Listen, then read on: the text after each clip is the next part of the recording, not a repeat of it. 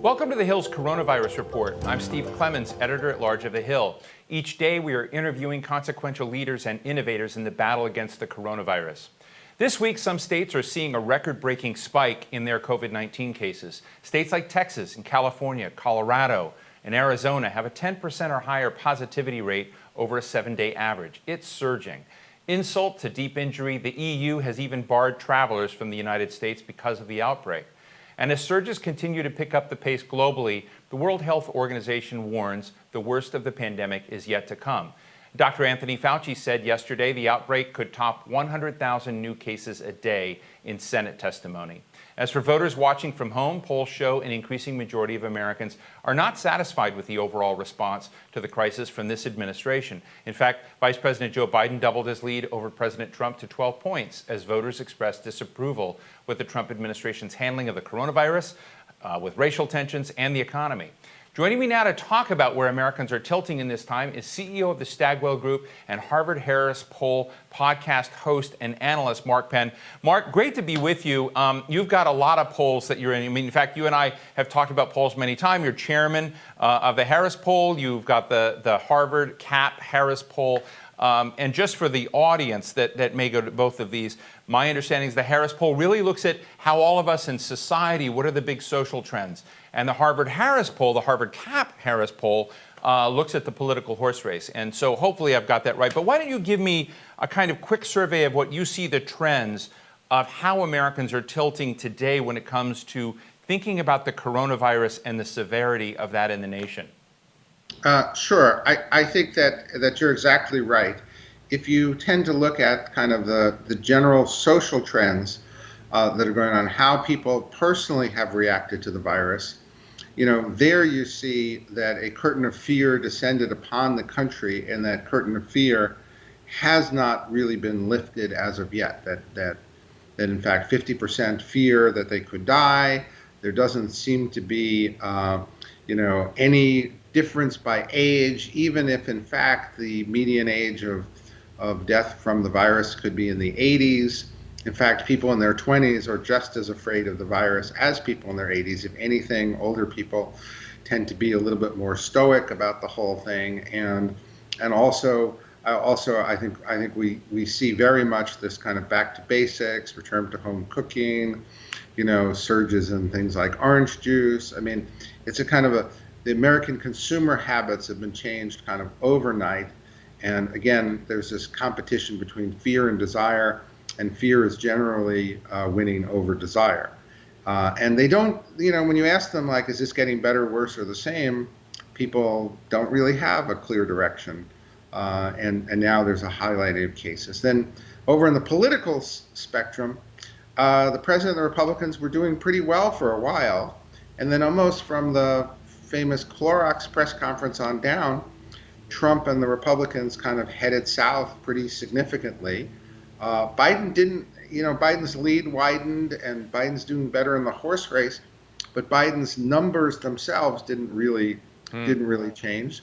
What happened was what was 51% approval of dealing with the virus sunk into the low 40s as Trump actually receded in the background and let the states and the governors take over. He actually seemed to hurt himself more than anything else. Well, it's interesting you mentioned Clorox Day. I call it Lysol Day, but that was the day that the president talked about brands in these times, but the president talked about the possibility of perhaps injecting disinfectants as a way to this. And so we have been through these interesting times, but I pay close attention to your polls and what you're doing. And until that moment, there seemed to be some green shoots that Americans were feeling a little bit more buoyant. They saw light at the end of the tunnel. But I just watched just in the last several days your comments that there's been a big zig or a zag, if you will, in fear. Do I have that right? Yeah, well, I think what you've seen is uncertainty about what's happening, dissatisfaction, as you said, with the policies. Then on top of that, I think as the issues emerged over George Floyd, again, President's response was not seen as satisfactory, didn't bring the country together, also received that low 40s ratings. And so again, on the political situation, more fear, more uncertainty, more dissatisfaction. Again, to me, the most interesting finding in the poll, but because I don't want Democrats to come away from this thinking that, oh, everybody loves Democrats. Democrats are doing a lot better than they were doing, but a majority of the country doesn't have a favorable attitude towards the Democrats. A majority of the country does not have a favorable attitude towards the Republicans, and a majority of the country does not have a favorable attitude towards the president. A majority of the country does have a favorable attitude towards Black Lives Matter and does have a slightly more favorable attitude towards the police. So they actually... So at the same so just to interrupt you, you're saying they've got a slightly favorable attitude towards the police and Black Lives Matter, which isn't Black Lives Matter calling to defund the police? Well, I think that 60% have a favorable attitude towards the police. 55% have a favorable attitude towards Black Lives Matter, but I don't think that they're responding to the specific policy agenda of the Black Lives Matter organization.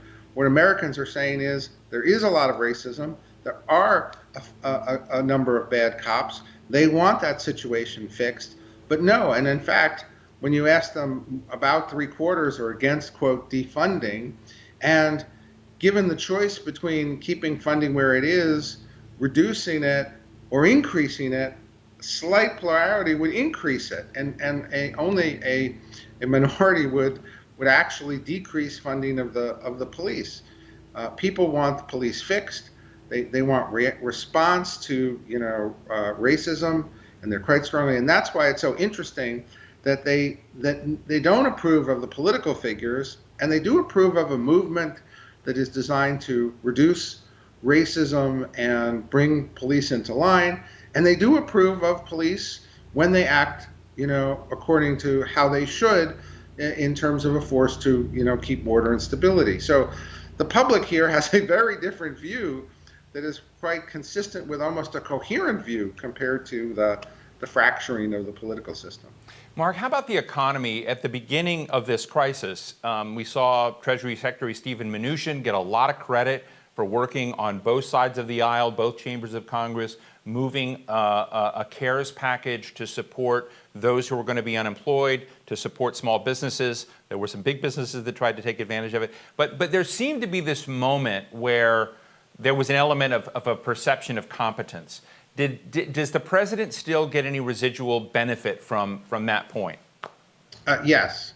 I think in both the Harris-related polls and even the other polls I've seen, the president still wins on who would be better at handling the economy, him or Biden. It's his biggest single advantage, right? It's obviously diminished from what it would have been when the economy was going like gangbusters, but there still is a belief that Trump's better for the economy, but Trump is losing on the virus and trying to solve the racial issues in the country. And those two surged as key issues, right? The virus remains #1 issue in the country. So even if there was not as much news focus on the virus for a bit, the voters haven't taken their eyes off that problem yet.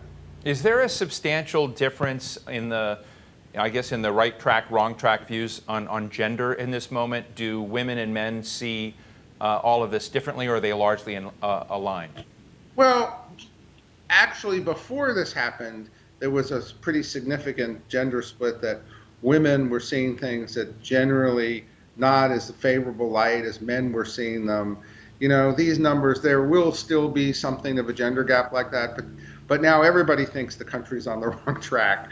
So there's been a huge movement. Everybody thinks that the economy's on the wrong track. So everyone agrees we have a really, really tough situation here, and so those differences actually have shrunk a little from what they were, because there's a general consensus. Boy, we're kind of up the creek here without a paddle. Now, I remember July 2016, and this is now July 1st, 2020. You and I were on stage together, and you taught me about ice cream. It's a hot day in Washington right now, and we talked about the two flavors of ice cream that ultimately are so there's a lot of surface noise, but ultimately it tightens up and Americans choose one version of ice cream or another. Can you share with our audience what we're likely to see play out now, 4 months, as we're 4 months basically from the election? There is a lot of noise, and Joe Biden is ahead nationally. He's ahead in most of the battleground states. But remind people about your ice cream frame. Well, I guess my frame was that, look, that there are very few things left where you can only get kind of two flavors of it. In this case, you can get the Democratic flavor or the Republican flavor, and you go into an ice cream store and you can get Rocky Road and mint chocolate chip and cookie dough and 17 other flavors. And most things in life have kind of a broad array of choice, and that in politics we still have pretty limited choices. And in this case, we know now the presidency is going to be between Donald Trump and Joe Biden, and those are the only two choices. And relatively speaking here, you've seen, I think, this race go from, well, it was probably likely that Trump would get reelected when the economy was going well, his job ratings were in the high 40s, almost 50s, to likely that Joe Biden will win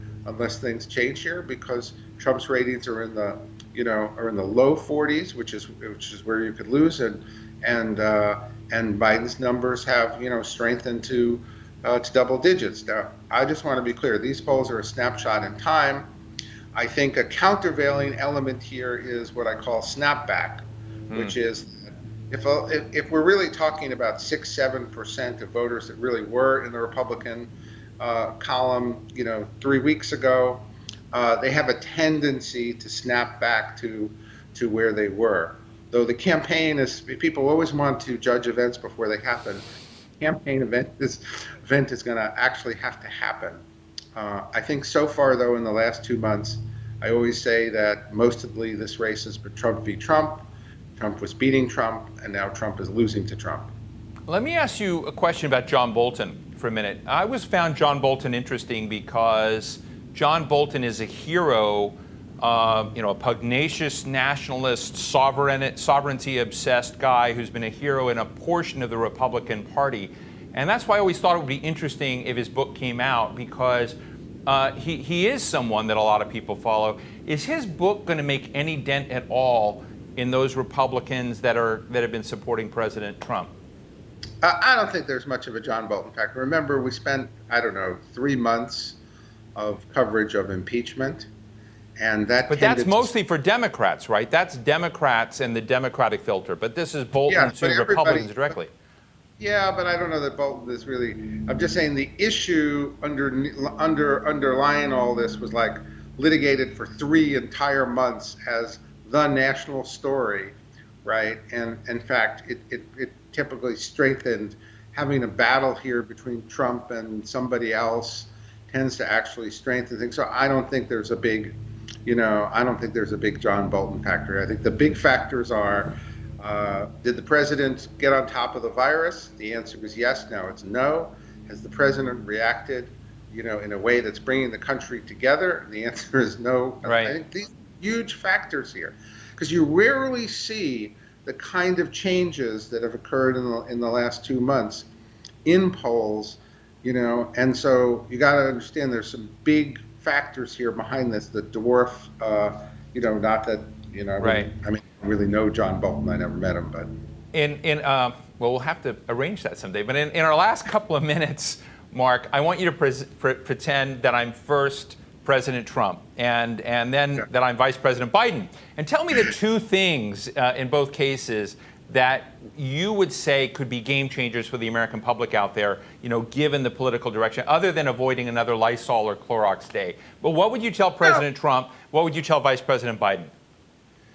Look, I think so far President Trump hasn't presented a second-term agenda, has kind of retreated from command of the virus, and it's re-raging, and hasn't really been able to bring the country together. And so President Trump's laundry list here is pretty big. And for Joe Biden, things have been working. Don't mess with things that have been working. You've been staying kind of out of the middle of controversy. You haven't been doing a policy a day like I would have, generally liked to do, but it's okay. People generally are getting a sense of confidence. I thought the press conference kind of went well in general for Biden, getting out a little bit more. I think the Biden campaign will begin with the vice presidential selection, and that will be a huge kind of boost and kind of point at which the campaign will really take off. And I'd say how you plan that and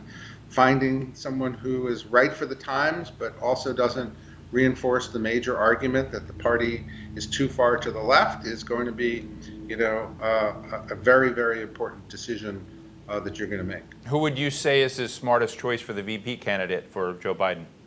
I don't know. I'm going to beg off that parlor game. Okay, I'll have to get you a drink or something. Mark Penn. Everybody else is going to write me whether it's like that's a no-win question for sure. That's my job. So Mark Penn, chairman of the Stagwell Group, chairman of the Harris Poll, and also co-proprietor, if you will, of the Harris of the Harvard CAP Harris Poll. Thank you so much for joining us today and for your insights. Thank you. And I want to thank all of you for joining me today. I'm Steve Clemons. We're going to see you tomorrow. Be well.